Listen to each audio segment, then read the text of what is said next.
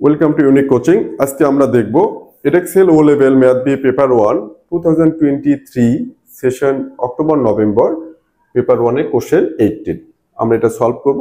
Main session থেকে কোশ্চেনটা আসছে, তো এটা সলভ করতে গিয়ে আমি যতটুকু চেষ্টা করব ফর্মুলাগুলো একটু তোমাদেরকে রিমাইন্ডার করে দেওয়ার জন্য, যাতে তোমরা আমি একটু ফর্মুলাগুলো লিখবো যাতে তোমরা রিকল করতে পারো। ওকে, সো এটা একটা আর্ক লেন্থ একটা সেক্টর এরিয়া দেয়া আছে। সেক্টর এরিয়া, এটা আর্ক লেন্থ কত অ্যাঙ্গেল কত 75, আর এটা রেডিয়াস কি হবে ওএ, রেডিয়াস ওএ, ওএ বা ওসি একই জিনিস, দুটাই রেডিয়াস। ওকে, আর আর্ক লেন্থ হচ্ছে কি এবিসি, এটা হচ্ছে আর্ক লেন্থ। এখন কোশ্চেন হলো যে এটার এরিয়া চাচ্ছে, কি চাচ্ছে এরিয়া। তো এই যে সেক্টর এরিয়া বের করব। সো আমরা সেক্টর এরিয়ার ফর্মুলা লিখি আগে। ফার্স্ট আমাদের দুটা কাজ হবে, আমি দুটা স্টেপ বাই স্টেপ দেখবো কোনটা আগে কোনটা পরে। তো আমাকে বলতেছে সেক্টর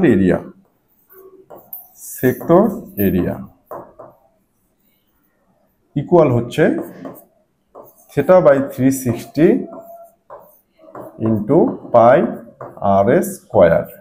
এই ফর্মুলা থেকে তোমরা অনেকে আবার কনফিউশনে পড়ে যাবে যে আমরা তো সেক্টর এরিয়া জানি হাফ থিটা আর স্কোয়ার। হ্যাঁ, সেক্টর এরিয়ার আরেকটা ফর্মুলা আছে, sector area half theta R square.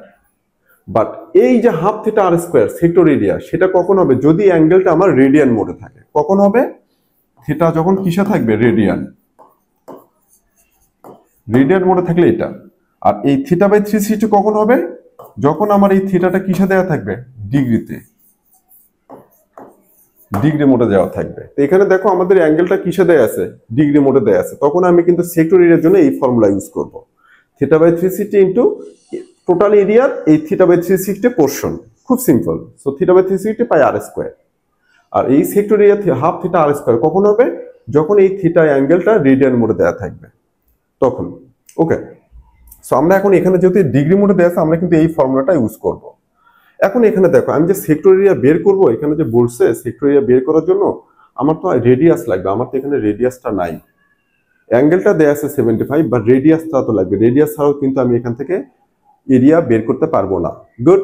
So আমরা কিভাবে রেডিয়াসটা বের করবো? এখানে কিন্তু আর্ক লেন্থটা দেয়া আছে, এই যে আর্ক লেন্থ। তো আমি এখন আর্ক লেন্থের ফর্মুলা ইউজ করবো। আর্ক লেন্থের ফর্মুলা কি? আর্ক লেন্থ ইকুয়াস, এখানে equal arc length equals theta by 360 into 2 pi আর।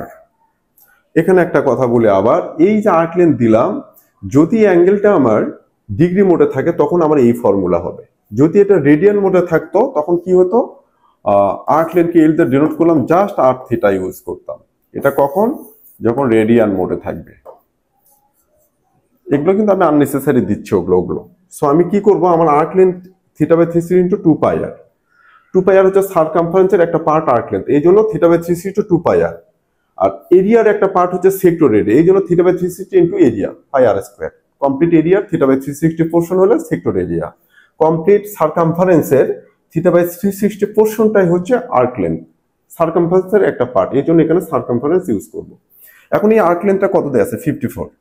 তাহলে এখানে আমি সব ভ্যালুগুলো পুট করে দেবো। তাহলে এই যে আর্ক লেন্থ পেলাম 75 থিটার ভ্যালু ডিভাইডেড বাই কত? 360 ইন্টু 2 পাই আর ইকুয়াস কত? 54। ইকুয়াস কত? 54। এই যে আর্ক লেন্থ পেলাম আমি, এই আর্ক লেন্থের ভ্যালু কত বলছে? 54। এখানে কিন্তু একটা ইকুয়েশন হয়ে গেল, এই ইকুয়েশন থেকে আমি আর এর ভ্যালুটা বের করব। সো কি হবে? এখানে আর কে সাবজেক্ট করব। এখানে অ্যালজেব্রার কিছু কথা বলি, খুব সুন্দর লাগবে আশা করি তোমাদের। এই লেফট সাইডে আমার কিন্তু অনেকগুলো ভ্যালু দেয়া আছে, আমি ডিরেক্ট আর কে সাবজেক্ট করতেছি। তাহলে এটার শিপমেন্টটা কেমন হবে? 54 এটা কিন্তু নিউমারেটর, 54 জাস্ট 54 মানেই নিউমারেটর। এই 360 কি এখানে ডিভাইডেড ফর্মে আছে, ডিনোমিনেটর। এটা ওই পাশে যা কি হবে? নিউমারেটর হয়ে যাবে। যখন সাইড চেঞ্জ করব ইকুয়ালের ওই পাশে পাঠিয়ে দিচ্ছে। 75টা কি আছে এখানে? আর এর সাথে মাল্টিপ্লাই, এই পাশে যা কি হবে? ডিভাইড। 2টা কি আছে? 2 পাইটা আর এর সাথে মাল্টিপ্লাই, এখানে যা কি হবে? ডিভাইডেড। খুবই সিম্পল। সো আমি এইরকম যখন অনেকগুলো থাকবে আমি একবারই আর কে সাবজেক্ট করে নিয়ে, যেটা ইকুয়ালের এই পাশে ডিভাইডেড আছে মাল্টিপ্লাই হয়ে যাবে, আর যেগুলো মাল্টিপ্লাই ফর্মে আছে এই আননোনটার সাথে সেগুলো ওই পাশে ডিভাইডেড হয়ে যাবে। এখন এই ভ্যালুটা করলে কত আসে আমরা সেটা দেখব, যেখানে আমার আর এর ভ্যালুটা কত আসে। সো আর এর ভ্যালু হচ্ছে 54 মাল্টিপ্লাই 360, 75 মাল্টিপ্লাই 2 মাল্টিপ্লাই 41.25। আমার এখান থেকে আর এর ভ্যালু আসলো 41.25, 41.25 আর এর ভ্যালু আসলো সেন্টিমিটার আর্ক লেন্থ। এবার আমি এই আর এর ভ্যালুটা এই সেক্টর এরিয়াতে বসায় দেবো, দিলে আমি সেক্টর এরিয়াটা পাবো। সো আমার যখন এখানে আর্ক লেন্থ দেয়া আছে তখন সাথে সাথে আমি আগে ফার্স্ট কাজটা হবে কিন্তু এইটা, ফার্স্ট স্টেপ যে আর্ক লেন্থের এই ইকুয়েশন ফর্ম করে আর এর ভ্যালুটা বের করব, দেন আমি সেক্টর এরিয়াতে লিখবো। সো এখানে থিটার ভ্যালু কত 75 divided by 360 multiply pi multiply 41.25 square, হ্যাঁ 41.25 স্কয়ার। এটা করলে আমি একটু দেখি 75 multiply pi multiply 41.25 square divide 360, 1113, but এখানে বলা আছে আমি লিখেই নেই এটা 1113.67 সেন্টিমিটার স্কয়ার। বাট এখানে কি বলা আছে two significant figure, most important. যদি এটা ফলো না করে ওইটা আনসার দেওয়া 1 মার্কস মাইনাস করবে এখান থেকে 100% শিওর, 1 মার্কস ডিডাক্ট করে দেবে। সো টু এটার জন্য 1 মার্কস। প্রত্যেকটা কোশ্চেনে যখন এই ডেসিমাল প্লেস থাকবে, সিগনিফিকেন্ট ফিগার থাকবে, স্ট্যান্ডার্ড ফর্ম থাকবে, এই ভ্যালুগুলো থাকলে ওটা ওইভাবে আনসারটা যদি না দাও ঠিক ওইটুকুর জন্য 1 মার্কস মাইনাস করবে সব কোশ্চেনে। তাহলে এটা কি হবে টু সিগনিফিকেন্ট ফিগার, তাহলে 1 1 দুটার সিগনিফিকেন্ট হয়েছে, রিমেনিং দুটা কি 0 আপ টু ডেসিমেল, শেষ ডান।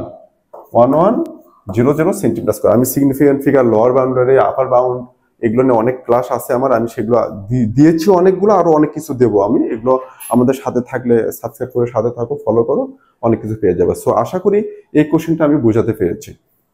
খুব সিম্পল একটা কোশ্চেন, আর প্রত্যেকটা কোশ্চেন অনেক বুঝে বুঝে করবা, ফুল কনসেন্ট্রেশন নিয়ে। কোনো কিছু এটা এমন ঠিক আছে এটা এমন না, কখনোই না। যখন প্রত্যেকটা জিনিস অনেক সূক্ষ্মাতি সূক্ষ্ম মোর প্রিসাইসলি যখন শিখবা, এখান থেকে এই টাইপের আরো 2-4টা কোশ্চেন দিলে সেগুলো তখন ইজিলি ধরতে পারবা। সো আমি প্রত্যেকটা স্টুডেন্টকে আমার এটা বলি আমি যে ফার্স্ট কোশ্চেনটা বোঝো কি করতে হবে, দেন একটা অ্যালগরিদমের প্যাটার্নের মতো আসো যে আমি এই কোশ্চেনটাতে এই কয়টা স্টেপ করব, ফার্স্ট এই স্টেপ দেন এই স্টেপ, দেন সেগুলো কিভাবে করব সেই চিন্তাটা, সেই কনসিডারেশনটা আরো পরে। যেমন এই কোশ্চেনের জন্য আমি সেক্টর এরিয়া ফর্মুলা আমি এটা জানি, কিন্তু আমার তো আর নাই। সো এখানে আমাকে ফলো করতে হবে, কোশ্চেন আর বের করার একটা না একটা ক্লু দেয়া আছে। সো আমি সেইটা দিয়ে আগে ফার্স্ট আমি কি বের করব, আর্ক লেন্থের ফর্মুলা দেখে ইকুয়েশন ফর্ম করবো, করে ফার্স্ট আর এর ভ্যালু, দেন সেই আর এর ভ্যালু ইউজ করে এরিয়া বের করার পর আবার আমাকে এটা অবশ্যই ফলো করতে হবে টু সিগনিফিকেন্ট ফিগার। এটা না হলে কিন্তু 1 মার্কস মাইনাস করবে 100% শিওর। সো যখন অনেক সময় থাকবে two significant figure, 3 decimal place, standard form, this form, exact value.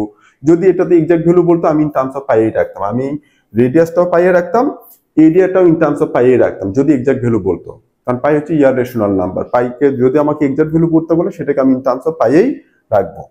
So exact value যদি এই কোশ্চেনে বলতো। সো কোশ্চেন একটা ছোট ছোট বিষয় আছে, এই ভুলগুলোর জন্য এখান থেকে 1 মার্কস, ওখান থেকে 2 মার্কস, এইভাবে 8-10টা 15টা কোশ্চেন থেকে এইভাবে মার্কস দিতে 10-12 মার্কস দেখো চলে গেল। এটার জন্য দেখা যায় গ্রেড বাউন্ডারি অনেক গ্রেডে চেঞ্জ হয়ে যাবে তোমাদের। সো আশা করি এই বিষয়গুলো অনেক কনসিডার করবা, খুব ফিজিক্যালি চিন্তা করবা, করে এগুলো সলভ করবা। So no more today. Nice to meet you again in the next class. So stay with us with our YouTube channel as well as our Facebook page. Like, comment, share করে সাথে থাকো। নতুন নতুন class দেব, topical class দেব, past paper solve করব। এগুলো থেকে নতুন নতুন করে যে ক্লাসগুলো দেবো সেটা নোটিফিকেশন ফার্স্ট টাইম পাওয়ার জন্য এবং সাথে ভালো ভালো করে দেখার জন্য। আশা করি ভালো ডেলিভারি দিতে পারবো। Thank you.